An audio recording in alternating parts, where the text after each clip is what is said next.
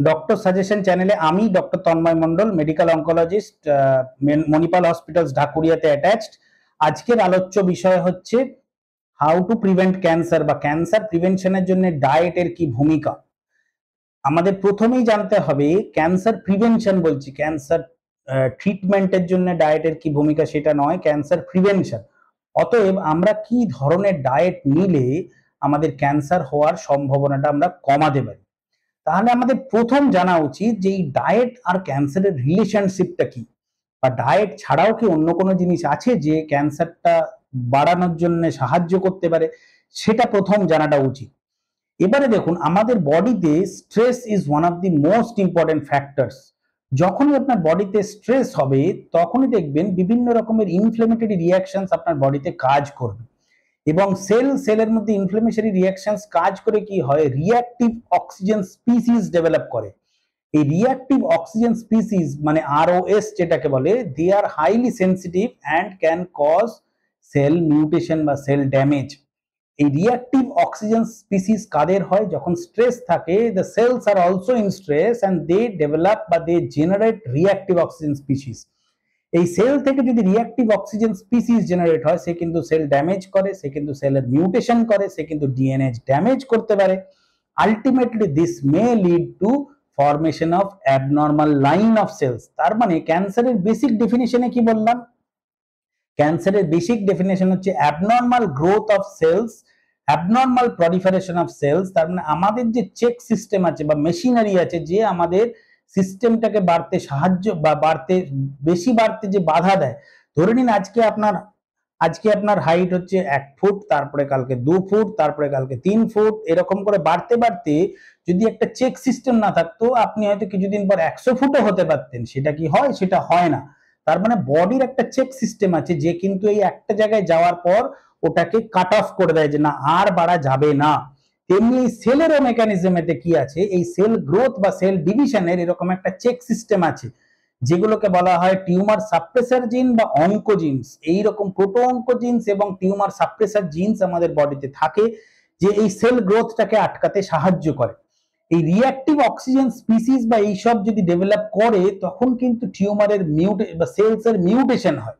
Sales mutation হলে বা সেলেতে mutation হলে কি হবে, সেল কিন্তু এই যে টিউমার সাপ্রেসার এবং প্রোটো অঙ্কোজিনস যেগুলো থাকে, যারা আমাদের চেক সিস্টেম হিসেবে কাজ করে, সেই চেক সিস্টেমটা কিন্তু আর সেই রুলটাকে তারা মানে না, সেই অ্যাবনর্মাল সেলস গুলো মানে না। সে যখনই মানবে না, সেখানে একটা অ্যাবনর্মাল সেল গ্রোথ হতে পারে। তার মানে এই যে অক্সিডেশন বা রিঅ্যাক্টিভ অক্সিজেন স্পিসিসকে আমরা যারা যে জিনিসগুলো চেঞ্জ করতে পারে বা যারা এই সেলের স্ট্রেসটাকে কমাতে পারে, দোজ ড্রাগস বা those group of agents are known as antioxidants.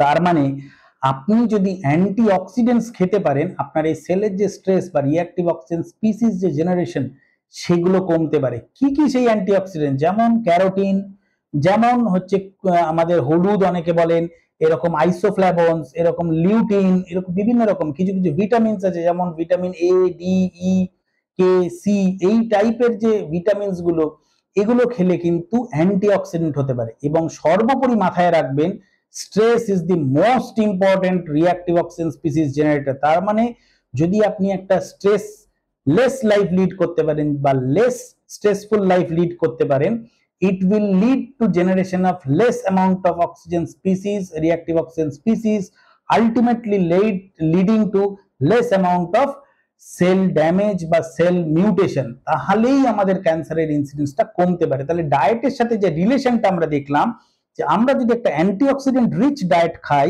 তাহলে আমাদের সেলের স্ট্রেসটা কম হবে, পরবর্তীকালে সেল ড্যামেজ কম হবে, তাহলে সেল মিউটেশন কম হবে, এবং ultimately leads to less incidence of cancer. এগুলো কিন্তু শুধু সেই ক্যান্সারের জন্য যেগুলো জেনেটিক্যালি মিউটেটেড না। কিছু ক্যান্সার আছে যার পরিমাণ খুবই কম, around 10 to 15% of the cancers are genetically mutated. তাদের জন্য হয়তো এই নিয়মটা এতটা খাটে না। কিন্তু যেগুলো আমাদের নর্মাল ডে টু ডে অ্যাক্টিভিটিসের জন্য, এই যে মেটাবলিক সিনড্রোম, এই কোলেস্টেরল, প্রেসার, সুগার, এইসবের জন্য যে ক্যান্সারগুলো ডেভেলপ করে, সেইগুলোকে কিন্তু অনেক বেশি কন্ট্রোল করতে পারবে by the use of regular physical activity regular intake of antioxidants, এখন তো দেখবেন অ্যান্টিঅক্সিডেন্টস ট্যাবলেট আকারেও পাওয়া যায়, বিভিন্ন অ্যান্টিঅক্সিডেন্টস বিভিন্ন কোম্পানির থেকে বিক্রি হয় বিভিন্ন ট্যাবলেট আকারে। আমাদের নর্মাল ফুড, নর্মাল ভেজিটেবল, সেখানেও কিন্তু অ্যান্টিঅক্সিডেন্টস আছে।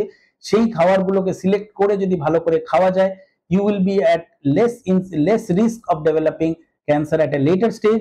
কিন্তু সব সময় একটা কথা বলে রাখি, stress less life or less stressful life is the most important factor. যতই ডায়েট করেন বা ইয়ে করেন, যদি স্ট্রেস লাইফে থাকে সেক্ষেত্রে কিন্তু আলটিমেটলি রিঅ্যাক্টিভ অক্সিজেন স্পিসিস বেশি তৈরি হবে, লিডিং টু ক্যান্সার। অতএব একটাই মেসেজ যেটা আমাদের সবগুলোর মধ্যে main, that is decrease the amount of stress in life to be more healthy. Thank you. চিকিৎসা এখন হাতের মুঠোয়। দেখতে থাকুন দ্য ডক্টরস সাজেশন।